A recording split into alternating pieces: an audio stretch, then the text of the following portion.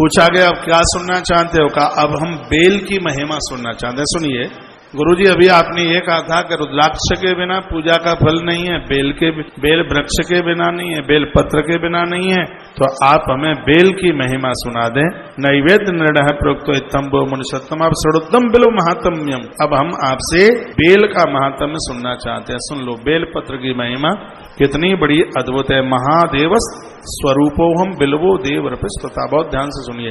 एक बात मैं और कह दूं, कितना भी आपको जरूरी काम हो, ग्रंथ में लिखा है, लिंग पुराण में लिखा है, चातुर्मास में चौमासे में भूल करके भी वृक्ष को नहीं काटना चाहिए, क्योंकि चौमासे में सगरे देवता वृक्षों में वास करते हैं।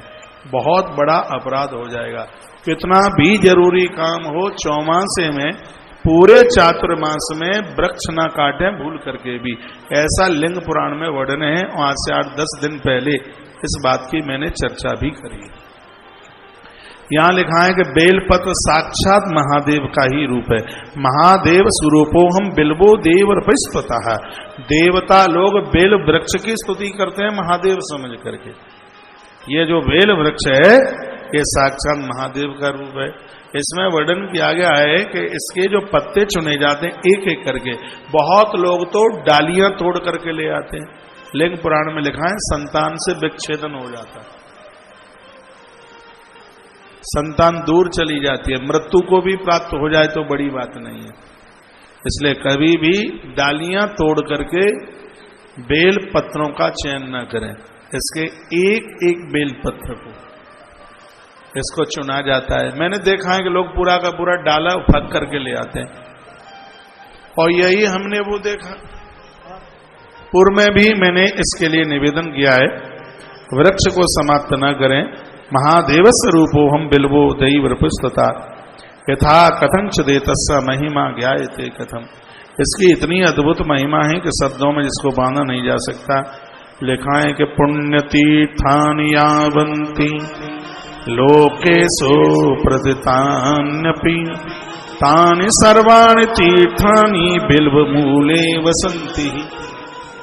इस मृत्यु लोक में और ऊपर के लोक में भगवान शंकर के जितने भी तीर्थ हैं वो सब के सब बेल वृक्ष की जड़ों में वास करते हैं। वर्णन है कि बेल वृक्ष की जड़ में एक लोटा जल चढ़ा करके और वहां से थोड़ा जल लेकर अपने शरीर के ऊपर उसके छींटे मार लें तो आपको संपूर्ण तीर्थों में तत्काल स्नान करने का फल प्राप्त हो जाता है। बेल वृक्ष की जड़ों में जो पानी सींचा गया है उस जल के छींटे अपने ऊपर मारने से कुष्ठ रोग नहीं होता, चर्म रोग नहीं होता, ऐसी बीमारियां समाप्त हो जाती हैं, उन बीमारियों का खटका नहीं होता। इस जल का इतना बड़ा महत्व है, महिमा है। कुछ श्लोक और मैं आगे बोल रहा हूं, सुन लीजिए। बेल्व मूले महादेवम लिंग रूपाणमद यदम। दुनिया का ऐसा कोई बेल वृक्ष नहीं है जिसकी जड़ों में शिवलिंग ना हो, तो अपने आप उसमें शिवलिंग होता ही है। यह पूजित पुण्यात्मा सा शिवम प्राप्नुयात् ध्रुवम। जिसने बेल वृक्ष की जड़ों को पूज लिया है उसने धरती के सभी शिवलिंगों की पूजा कर ली है। बेल मूले जलयस्तु मूर्धा नाम विंचति। जो बेल वृक्ष की जड़ों में जल चढ़ाते हैं सर्व तीर्थ स्नात। देखो अभी मैंने बोला ना, उन्हें सभी तीर्थों में स्नान करने का फल प्राप्त हो जाता है। 25 नंबर का श्लोक है, अध्याय नंबर 22। जो बेल वृक्ष की जड़ों में एक लोटा पानी चढ़ाते हैं, थोड़ा गैया का कच्चा दूध डालकर, और उसमें एक लोटा आपने जल चढ़ा दिया, सर्व तीर्थ स्नात है। इसमें कोई संशय वाली बात नहीं है। उस स्त्री और पुरुष को संपूर्ण तीर्थों में स्नान करने का सौभाग्य प्राप्त हो जाता है।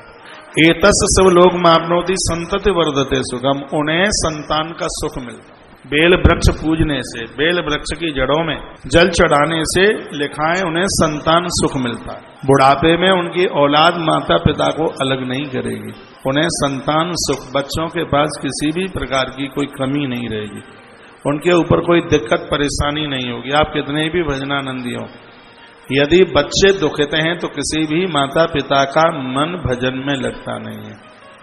ये तो बच्चों को पता लगता नहीं है, वो अपनी घरवाली को लेकर के दूर हो जाते हैं। माता पिता को रात रात भर नींद नहीं आती, क्योंकि वो माँ जानती है मेरी कुच्छी में उसने पांव पसारा है।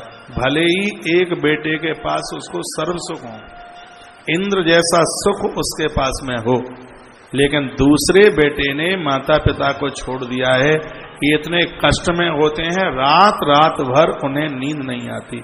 धरती पर माता पिता के प्रति श्रद्धा रखना, इससे बड़ी और कोई आराधना नहीं है। माता पिता गुरु की सेवा जो करेगा, सम्मान दुनिया देगी, वो फूलेगा और फलेगा। माता पिता का अपमान करने वाले लोग दुनिया भर के तीर्थ करके आ जाएं, चाहे 100 करके आ जाएं, उन्हें कुछ भी नहीं मिल पाता।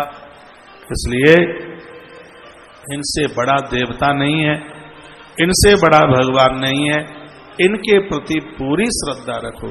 इन्हें हाड़ मांस का स्त्री पुरुष नहीं, इन्हें साक्षात भगवत में समझो। माँ को पार्वती और पिता को महादेव के रूप में समझिएगा। तो क्या अच्छा सा वर्णन किया गया है। ये बड़े दुर्भाग्य की बातें हैं। आजकल लोगों को, बच्चों को माता पिता में तमाम कमियां नजर आती हैं, और उनको लगता है कि मम्मी पापा तो एक तरफा हो गए हैं, वो तो भाई के ही हो गए हैं। ऐसा नहीं है, किसी कारणवश हो सकता है तुम्हारी बहू से न बनती हो, न पड़ती हो, इसलिए उनको एक तरफा होना पड़ा है। वो भले ही शरीर से तुम्हारे दूसरे भाई के साथ में है, लेकिन वो मन से तुम्हारे साथ में है। पिता में भीष्म भले ही दुर्योधन के बगल में खड़े हैं, लेकिन भीष्म मन से पांडवों के संग है। इस बात को मत भूलिएगा। कभी कभी इन भाई लोगों को ऐसा लगता है कि मम्मी पापा तो एक ही भाई के हो गए, लेकिन ऐसा होता नहीं है। उनके पास कुछ दिक्कत है, वो बक्करते नहीं है, वो बेचारे बोल नहीं पाते, वो रोते हैं, उनकी आंख में आंसू होते हैं, रात रात भर वो सो नहीं पाते।